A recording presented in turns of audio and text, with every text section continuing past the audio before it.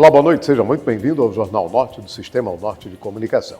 Olha, hoje nós vamos conversar com um dos nomes mais importantes nessa política paraibana desde 87 para cá, do ano de 1987. Ele teve um grande espaço, teve um nome pesado na política paraibana, um nome forte, é um cara altamente respeitado. E a gente vai saber por onde ele anda e qual é o futuro que ele reserva aqui no estado da Paraíba, principalmente na política. A gente volta em 30 segundos. No Sicredi acreditamos em um mundo repleto de cooperação. Acreditamos que existem novas maneiras de repensar velhos hábitos.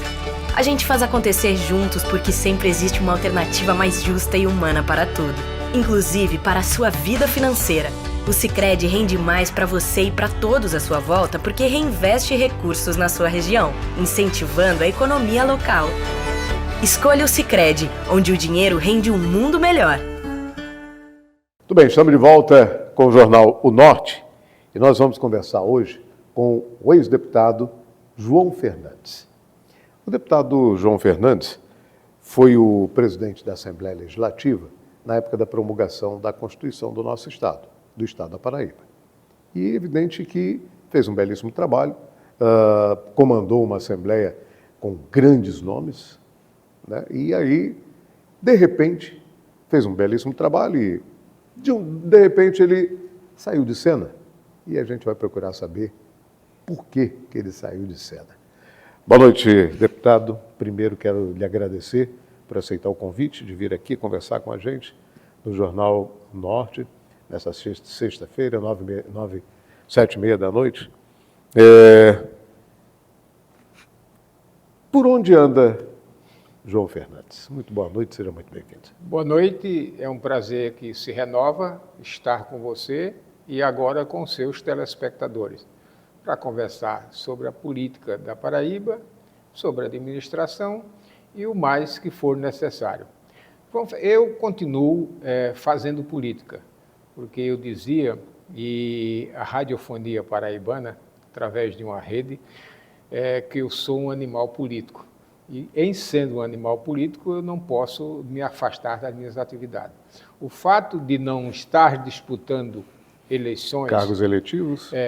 Ocupando cargos eletivos, não me tira o dever de participar ativamente. Agora, mais recentemente, até o dia 31 de maio, os companheiros da terra onde eu nasci estavam querendo que eu me fizesse candidato. Eu preferi abdicar dessa ideia e apoiar um companheiro que está motivado, muito mais jovem do que eu, com muito mais energia para gastar e colocar o seu nome à disposição. Mas eu estou ainda na ativa. Política não tem tempo para fazê-la.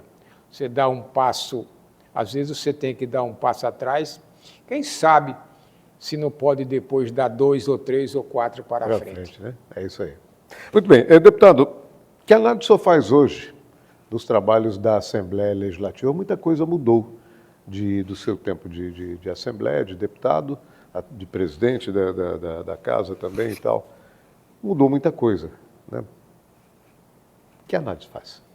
Olha, o processo de globalização, a revolução na tecnologia da informação e da comunicação propiciou ou criou condições para que os relacionamentos e o funcionamento da sociedade e, particularmente, das instituições mudasse substancialmente. Hoje você tem vereador, deputado, senador e governante, eu diria, real. E tem essas mesmas autoridades artificial, por conta da inteligência artificial, por conta... Da própria tecnologia, da evolução dela. Por conta da tecnologia. Você hoje tem parlamentar que, no parlamento, ele não faz absolutamente nada. No entanto, todos os dias, ele é notícia. Naquele tempo que eu pude participar, eu me fiz deputado, eu fui vereador primeiro de Campina Grande, de 77 a 83. De 83, a 91, deputado estadual. Isso. Pensei que ia ser advogado, porque eu sou bacharel em comunicação social e sou bacharel em ciência jurídica com exame de ordem, portanto, sou advogado. Sim. Sou advogado. Então, como eu pensei que ia advogar, 2 anos depois estava eleito prefeito da cidade de Boqueirão. Eu sou filho daquela cidade, mas sou radicado e criado por Campina Grande. Vou usar essa linguagem mais popular, porque ela diz mais do que é real. Então, fui vereador lá da cidade de Campina Grande, depois de prefeito de Boqueirão, voltei a ser deputado. De 78 a 2003, em janeiro de 2003, ainda disputei uma terceira eleição. Foi aí quando eu vi que o negócio havia mudado profundamente. Eu tive a maior votação da minha vida e fui suplente. O que mudou? O problema é o seguinte, é que o partido ao qual pertencia, o PSDB, ele não cresceu, ele não se desenvolveu, ele cresceu, ele inchou. Ele inchou, né? Ele incorporou muitas lideranças e incorporou lideranças que tinham uma capacidade econômica e financeira infinitamente superior à minha. Como eu acho que política sem ideologia não é política, é politicalha, é negócio.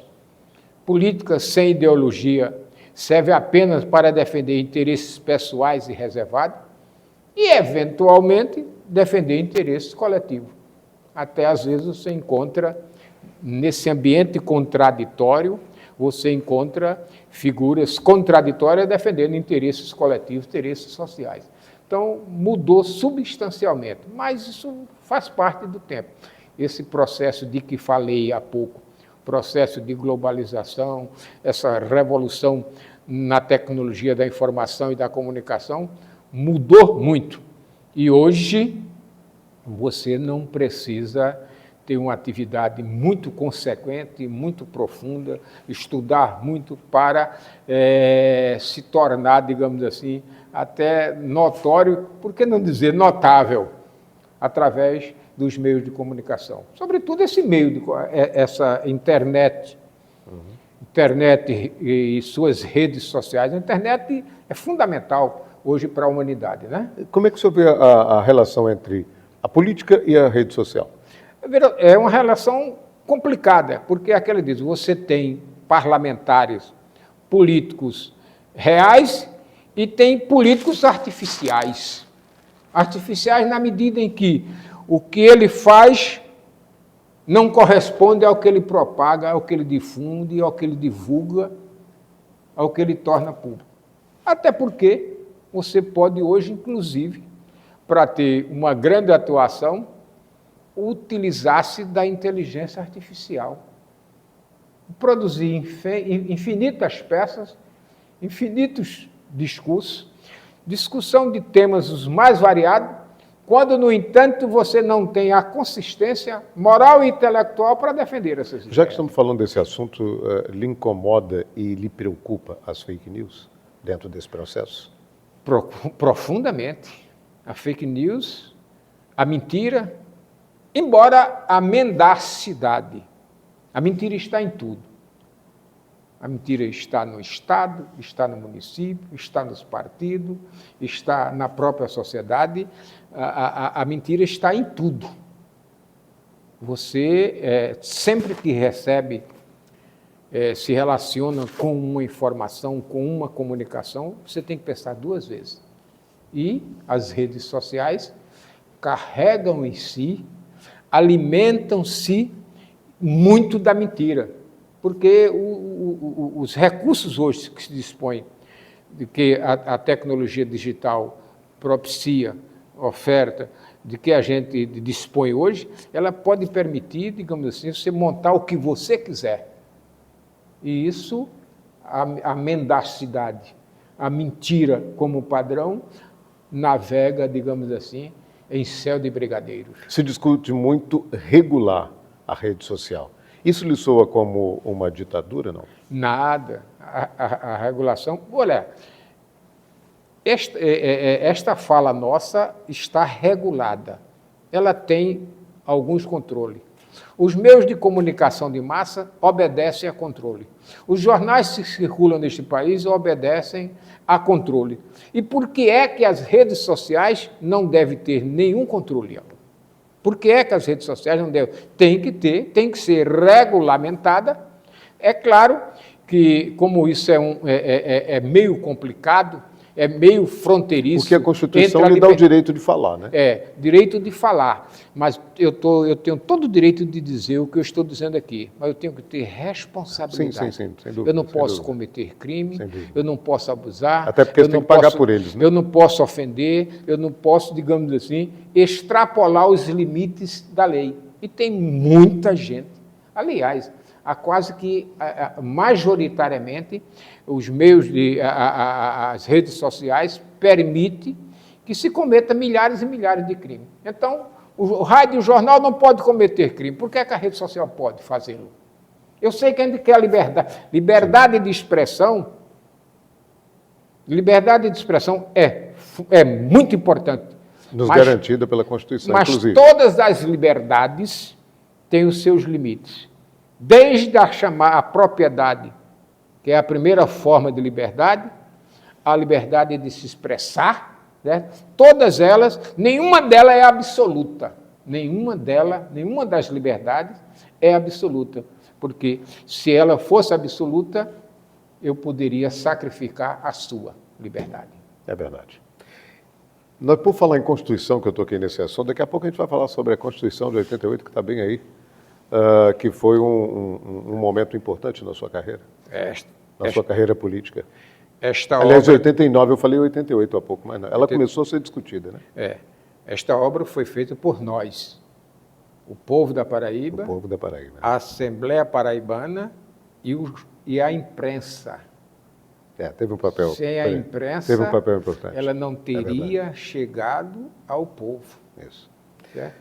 A gente volta daqui a pouquinho, logo após o nosso comerciais. Até já.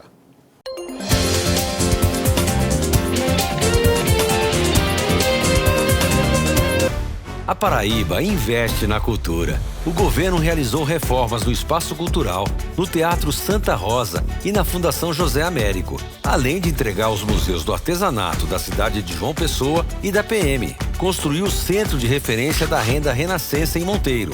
Entregou a Biblioteca Augusto dos Anjos, a Escola de Artes Poeta Juca Pontes e concluiu o Teatro Santa Catarina em Cabedelo. Viva nosso melhor momento na cultura. Governo da Paraíba. Saiba como assistir a programação da Rede O Norte de televisão. Em Cajazeiras e região, nos assista pelo canal 44 da Netline. Em Souza, Pombal e região, nos assista pelo canal 10 da WR Link. Em Guarabira e região, nos assista pelo canal 11 da LM Telecom. Em Catolé do Rocha, São Bento e região, nos assista pela operadora Ao Sol. Em João Pessoa, Campina Grande e demais cidades, nos assista via stream pelo portal O Norte no link unorte.tv.br. Você também pode nos assistir pelo nosso canal no YouTube. E baixar o nosso aplicativo no seu celular Android ou iPhone. É a Rede O Norte de televisão, levando a melhor programação até você. De Cabedelo a Cajazeiras, você vê, você acredita.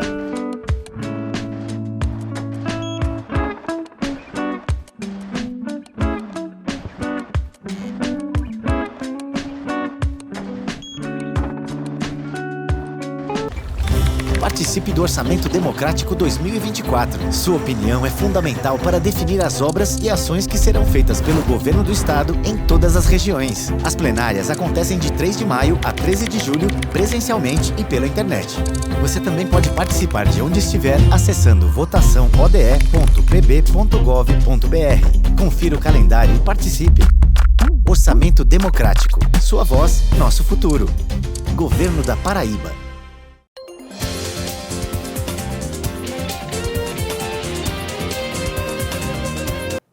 Muito bem, estamos de volta com o Jornal O Norte, hoje conversando com o ex-deputado João Fernandes, que teve um papel muito importante na política paraibana no momento da promulgação da Constituição do nosso Estado em 1989. Eu queria que o senhor falasse, o senhor mostrou a Constituição há pouco, eu queria que o senhor falasse desse momento. Foi um momento extremamente importante para o Estado, né? Eu repito, esta obra foi construída pelo povo da Paraíba, pelos deputados estaduais e pela imprensa paraibana, que muito contribuiu. Esse processo de elaboração da Constituição, para mim, já começou antes. No ano anterior, enquanto acontecia a Assembleia Nacional Constituinte, eu já presidia a Comissão Pró-Constituinte, ou seja, eu já estava acompanhando e preparando os instrumentos legais para que a gente instalasse a Constituição Estadual. A Constituição Estadual. E tanto é que essa comissão pré-constituinte deixou até um projeto de regimento interno. Sem regimento, você não faz funcionar a Assembleia e não faria funcionar a Assembleia Estadual Constituinte. Nós já tínhamos feito isso. O destino me colocou a oportunidade de ser presidente da Assembleia. Uma eleição relativamente disputada, eu que representava o grupo dos 7, consegui ser majoritário e ser presidente da Assembleia Legislativa e, em consequência disso, ser presidente da Assembleia Estadual Constituinte. Período muito bom, muito rico, oportunidade de abrir as portas da Assembleia para a sociedade paraibana, todos os segmentos sociais relativos... Esse momento foi importante para isso mesmo? Foi fundamental. Todos os segmentos sociais relativamente organizados, todos tiveram a oportunidade de participar e contribuir com o processo de elaboração da Constituição do Estado, que foi muito bom, foi extremamente democrática, porque esse era o propósito nosso, abrir, digamos assim, o processo constituinte para o povo. Para que se tenha uma ideia, até uma carta que o deputado, que o presidente da Assembleia recebia, a gente mandava ler, e aquilo que podia ser convertido em proposta para integrar a Constituição, a gente transformava numa emenda. Geralmente, as emendas coletivas nasciam disso. Era uma proposta de um segmento, era uma proposta de um cidadão que tinha pertinência, que tinha fundamento. A gente convertia numa proposta de emenda e pedia aos colegas deputados para subscrevê-las, para subscrever essas propostas, o que mostrava a nossa preocupação com o processo constituinte. Um processo muito rico, ele teve dificuldades porque havia uma oposição forte no Estado, uma bancada de governo não menos forte ainda, mas em certo momento minoritária. A base do governo em certo momento foi minoritária, só posteriormente é que ela conseguiu crescer, e esse conflito, de certo modo, atrapalhava, mas do conflito, da guerra entre os contrários, entre o novo e o velho, que nasce uma coisa melhor. E foi isso que aconteceu. Teve grandes nomes da política paraibana nesse momento, né? Tranquilo. Nós não apenas ouvimos os bons, os mais qualificados da Paraíba, como trouxemos figuras extraordinárias. Destacaria alguns nomes de muita importância? Figuras extraordinárias do Congresso Nacional. Nós temos Fogaça, senador Fogaça, sim. Senador Mário Covas esteve aqui no meio de nós. Então, nós trouxemos, digamos assim, os senadores da Paraíba para participar e contribuir com essa discussão e os nossos deputados federais que aceitaram os nossos convites. Da Paraíba, nós tínhamos, na verdade, uma Assembleia muito boa, muito qualificada. Eu diria que nomes de peso. Viu? Muito qualificada. A Assembleia da Paraíba, naquele tempo, ela era extremamente qualificada, com grandes quadros, bons juristas, bons advogados do nosso Estado, certo? E figuras notáveis da Paraíba. Daí porque... Destacaria alguém? Olha só, eu tenho vontade aqui de destacar, mas eu posso cometer o pecado, né, certo? De esquecer um grande nome. De esquecer grandes nomes. Mas com certeza, nós tínhamos grandes deputados. E os deputados se envolveram muito nas comissões temáticas, certo? nas comissões temáticas, na comissão de sistematização, e cada um, à sua maneira, deu a sua contribuição ao processo constituinte estadual. O senhor faria uma relação, por exemplo, hoje se fala muito de intromissão de um poder em outro. Especificamente mais, muitos deputados reclamam que a Suprema Corte, que é um poder, o nosso poder judiciário, o maior poder judiciário, se intromete no poder legislativo, em Brasília, na Câmara e no Senado. Aqui, como é que o senhor avalia isso em nível estadual? Como é essa relação? Como ela se mantém? Eu ousaria dizer que isso é regra. O Poder Executivo sempre quis mandar no Legislativo e no Judiciário. Às vezes, pela omissão do Executivo ou do Legislativo, o Judiciário cresce, se agiganta e se impõe. Nós tivemos um exemplo concreto. Os erros do Poder Executivo no último mandato, na gestão anterior, e as omissões do Congresso Nacional, permitiu que o Supremo crescesse, se agigantasse e tomasse certas medidas, às vezes necessárias e suficientes. Mas isso não cria um conflito entre esses poderes? Só, cria, e que não é importante para o país? Cria, mas como todos os órgãos do Estado, eles são, às vezes, técnicos, mas são também um pouco políticos. Porque, afinal de contas, o Supremo é formado por 11 cidadãos brasileiros, escolhido, indicado pelo presidente, indicado pela Ordem dos Advogados, indicado naquelas listas e ratificado pelo Senado Federal, que representa todos os estados brasileiros. Portanto, essa história de dizer que é técnico, isso é tudo conversa. Nós somos todos animais políticos. Eventualmente, exercemos uma função mais técnica, outras vezes menos técnica. E é isso que acontece. E o Supremo só cresceu e só se agigantou pela omissão do nosso parlamento, que é praxe no parlamento brasileiro. Os congressistas não entram em bola dividida. Bola dividida é aquelas questões que a sociedade está se dividindo, metade para um lado e metade para o outro.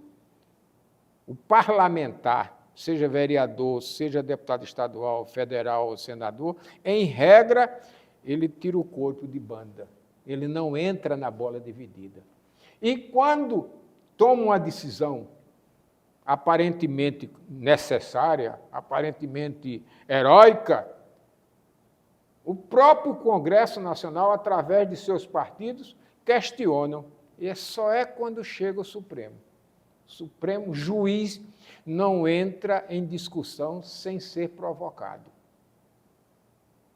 Você já viu o juiz decidir de ofício? Não. Ele espera que alguém faça a petição, faça a representação, tome a iniciativa, aí o Congresso se omite, aí o Supremo é obrigado a se pronunciar. Quando o Supremo se pronuncia, Aldo, aí o cabo diz, uma interferência. Sim, uma interferência.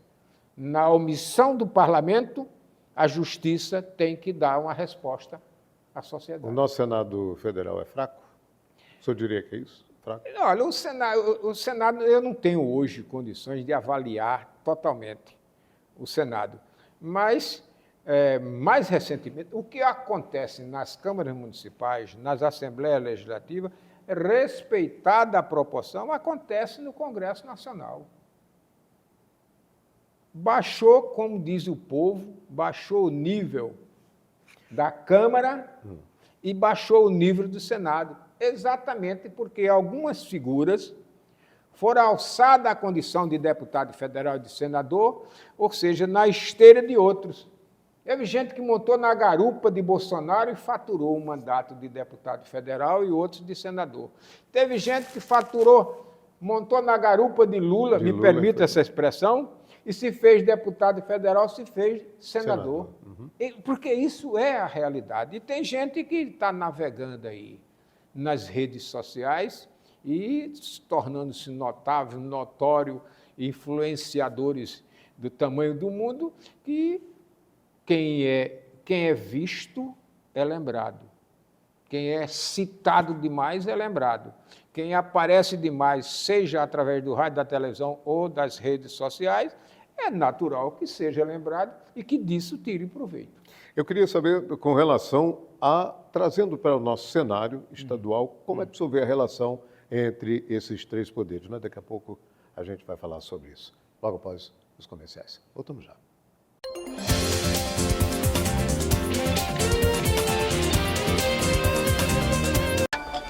No Sicredi, acreditamos em um mundo repleto de cooperação.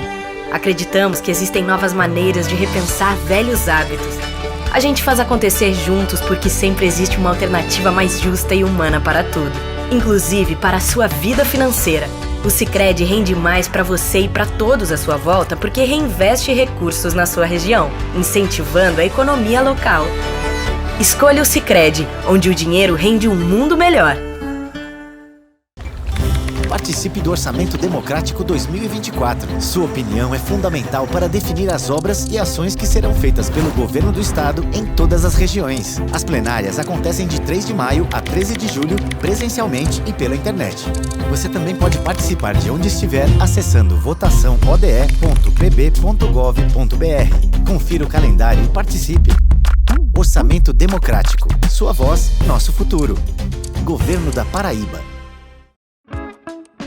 Saiba como assistir à programação da Rede O Norte de televisão. Em Cajazeiras e região, nos assista pelo canal 44 da Netline. Em Souza, Pombal e região, nos assista pelo canal 10 da WR Link. Em Guarabira e região, nos assista pelo canal 11 da LM Telecom. Em Catolé do Rocha, São Bento e região, nos assista pela operadora Ao Sol. Em João Pessoa, Campina Grande e demais cidades, nos assista via stream, pelo portal O Norte no link unorte.tv.br. Você também pode nos assistir pelo nosso canal no YouTube. E baixar o nosso aplicativo no seu celular, Android ou iPhone. É a Rede O Norte de televisão, levando a melhor programação até você. De Cabedelo a Cajazeiras, você vê, você acredita.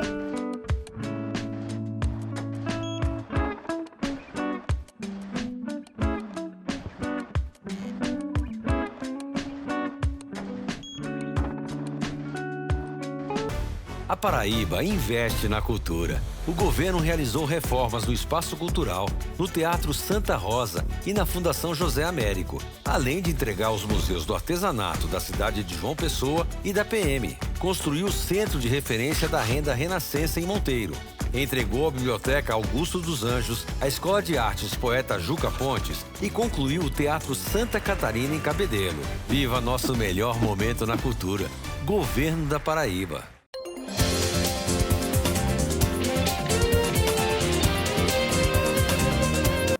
Estamos de volta nesse último bloco do Jornal O Norte, aqui do Sistema O Norte de Comunicação, conversando com o ex-deputado João Fernandes. E nós abordamos no bloco anterior a relação entre os poderes em nível federal. E eu queria agora que o deputado falasse para a gente, em nível estadual, como é que ele vê essa relação entre os três poderes? Eu observo que na Paraíba há muita tranquilidade. O relacionamento do Legislativo com o Executivo e com o Judiciário tem sido muito equilibrado. Eu ousaria usar uma expressão de Raimundo Asfora, eles estão sendo os radicais da moderação. Os radicais da moderação estão sendo moderados. Moderados demais? E isso tem... João é uma figura moderada. O governador João Azevedo é um homem muito moderado. É um técnico que já não é mais o técnico, já se transformou num político. E um político de muita moderação. E tem um bom relacionamento com a Assembleia Legislativa. Aliás, conseguiu, pelos companheiros que tem lá, fazer maioria na Assembleia. E o Tribunal de Justiça, em regra, não atrapalha. É aquilo que eu disse. O juiz, o desembargador, o Tribunal de Justiça, o Superior Tribunal Supremo só entra naquilo que é chamado. Se a Assembleia aprova a lei constitucional, porque é dever da Assembleia, viu, Aldo, apreciar todas as matérias, primeiro, apreciar a legalidade da proposta, sim, a constitucionalidade da proposta, para poder permitir que ela tramite pela Casa.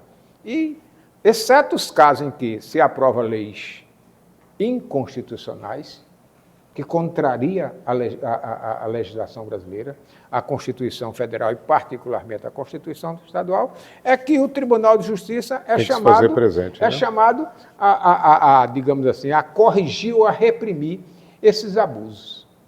Por isso que a Paraíba vai muito bem, obrigado, em termos de relacionamento legislativo, judiciário e executivo. O senhor falou há pouco, no bloco anterior, também com relação a indicações de ministros da Suprema Corte, por parte da OAB e tal, por parte de políticos também. Nós teremos agora um aumento no número, falando no Tribunal de Justiça, não é muito a sua área, mas é porque também o senhor é um advogado. O nosso Tribunal de Justiça, inclusive também o Ministério Público, terá um número maior de desembargadores, o Ministério Público de procuradores. É importante para a Justiça crescer esse colégio de desembargadores e de procuradores do Ministério, eu acredito que para solucionar um problema de morosidade da Justiça, que é antigo devido a muitos processos? Olha, é a quantidade de processos que é distribuída aos desembargadores, que tem assento no Tribunal de Justiça, é que determina isso. É imenso, você não, né? pode ter um desembargador com 400 processos e o outro ter 2.000 processos. Então, este aumento há de ser proporcional. Mas é interessante isso, né? Uma das questões da Assembleia com o Tribunal de Justiça foi que nós deliberamos aumentar a quantidade de desembargador. E é uma coisa que eu vou aproveitar a oportunidade para dizer. Nós entendíamos que o poder constituinte nacional, ele começou em Brasília. Mas ele só se completaria quando as constituições estaduais fossem concluídas. Aquilo é uma obra, eu diria assim, inacabada. Começou lá em Brasília, mas se Brasília delegou a cada estado a elaboração de sua Constituição, então nós tínhamos que fazer uma parte. E nós somos autorizados a organizar os poderes, organizar o Estado da Paraíba. Portanto, nós tínhamos, no meu entender, competência, inclusive, para sugerir o aumento de vagas no tribunal. Nós não íamos escolher desembargador, nós não íamos dizer quem era, não fazer absolutamente nada. Simplesmente, isso que foi feito agora, que foi noticiado recentemente, que já foi aprovado pela Assembleia Legislativa, nós já queríamos fazê-lo no passado. Porque o que é que nós queremos? Que a justiça seja estendida a todos. Que a quantidade de desembargadores seja necessária e suficiente para atender bem a todas as demandas. Nós gostaríamos que todo município tivesse uma comarca. Todo município fosse uma comarca que tivesse um juiz e um promotor. E não tem. E não temos isso. Mas nós gostaríamos que tivesse. Quando tem um problema lá no município, às vezes até com a comarca lá, mas não tem um juiz efetivo, tem um substituto, tem um promotor substituto, mas nós queríamos que a justiça estivesse lá perto do povo para resolver os conflitos daquela cidade. Portanto, eu acho que é muito bom. A OAB vai indicar a lista sexta para as vagas que lhes toca, que lhes pertencem, e o tribunal vai escolher os seus também, e vamos completar a composição do Tribunal de Justiça da Paraíba para que ele possa atender melhor ao povo, porque a justiça no Brasil... São 7 desembargadores, um número excelente, né? Exatamente. A justiça no Brasil não funciona tão bem. A justiça precisa melhorar muito. Eu não vou dizer para quê não, mas vocês entendem. O que pode causar um mal-estar num processo de articulação entre os poderes? Mas, veja só, às vezes, a elaboração orçamentária pode gerar isso. O Poder Executivo é quem arrecada tudo. Isso. Vamos dizer na linguagem do povo, é quem apura o dinheirinho, certo? E, às vezes, não tem recurso suficiente para destinar aquilo que o Tribunal de Justiça quer, aquilo que o Tribunal de Contas do Estado quer, aquilo que a Assembleia deseja, isso já pode gerar um conflito. E, eventualmente, quando aparecem essas discussões jurídicas, que o cara diz, está interferindo na ação, nas decisões do Tribunal de Contas, está interferindo nas decisões da Assembleia, não. Nesse ponto, eu tenho que defender o Judiciário. O Judiciário só deve se meter e só se mete naquilo que os outros cometem errado. E quando é provocado. Se o juiz não for provocado, ele não pode decidir nada, tem que ficar quietinho. Não só o juiz, como o próprio promotor. É verdade. Que análise o senhor faz do governo do Estado da Paraíba? Está no caminho certo? João tem realizado um bom governo, né? O governador João Azevedo trabalha, as condições econômicas e financeiras do Estado, as condições são boas, a administração dele tem gerado bons resultados no Estado e melhorou as condições da saúde, tem apostado na melhoria da educação, ou seja, ele não resolveu todos os problemas, porque é infinitamente impossível em 4 ou até em 8 anos você resolver tudo. Mas acho que ele não tem sido omisso. Ele tem sido um governador presente, moderadão, mas um moderado e trabalhador. E é isso que a gente precisa. É de um governante que faça o que tem que ser feito. Governador João Azevedo, não faça apenas o que lhes pedem, faça o que tem que ser feito. E eu acho que ele tem procurado fazer o que tem que ser feito. 2 anos e meio ainda faltam de administração. O que o senhor espera desse tempo? Veja só, o Estado da Paraíba andava relativamente bem. Ele consolidou isso. Ele tem todas as condições de ainda nos ofertar ou nos proporcionar... Por que o senhor diz andava? Grandes obras, hein? Por que o senhor diz andava bem? Sim, porque o Estado não estava quebrado quando ele pegou. Ok. O Estado não estava quebrado. Justiça tem que ser feita. Tem que ser justo nas coisas. Não estava quebrado. Ele consolidou essa organização. Agiu com inteligência, com sabedoria? Agiu com inteligência e com muita responsabilidade. E hoje ele tem condições de fazer muito mais pelo Estado da Paraíba. Eu não tenho dúvida que João ainda vai fazer muita coisa pelo povo paraibano. O que mais a Paraíba precisa, até nesses 2 anos e meio, que o senhor imagina assim, nós precisamos 2 anos e meio atuar neste setor? Veja só, continuar ampliando os serviços de saúde, de educação e não só quantitativo, mas qualitativamente. Saúde com qualidade, o Estado tem condições e pode fazer. Educação com qualidade, o Estado tem condições e pode fazer. E ele deve apostar nisso. E a segurança pública também. E gerar emprego e gerar renda. Gerar emprego e renda significa fazer a Paraíba crescer e desenvolver-se. Crescer e crescer bem. Protegendo o meio ambiente, protegendo as questões sociais do povo, que isso é que é fundamental para nós. Deputado, obrigado pela entrevista. Só tenho a agradecer e eu lhe convido a retornar em outro momento propício para que a gente possa conversar principalmente sobre a política da nossa Paraíba e do nosso Brasil. Sou eu que agradeço e desejo a todos saúde e paz. Obrigado. E o Jornal Norte vai ficando por aqui. Obrigado pelo carinho, obrigado pela audiência. Semana que vem, às 7h30 a gente vai estar aqui aguardando por você, que é fundamental. Tá ok? Um abraço para você, um excelente final de semana. Boa noite.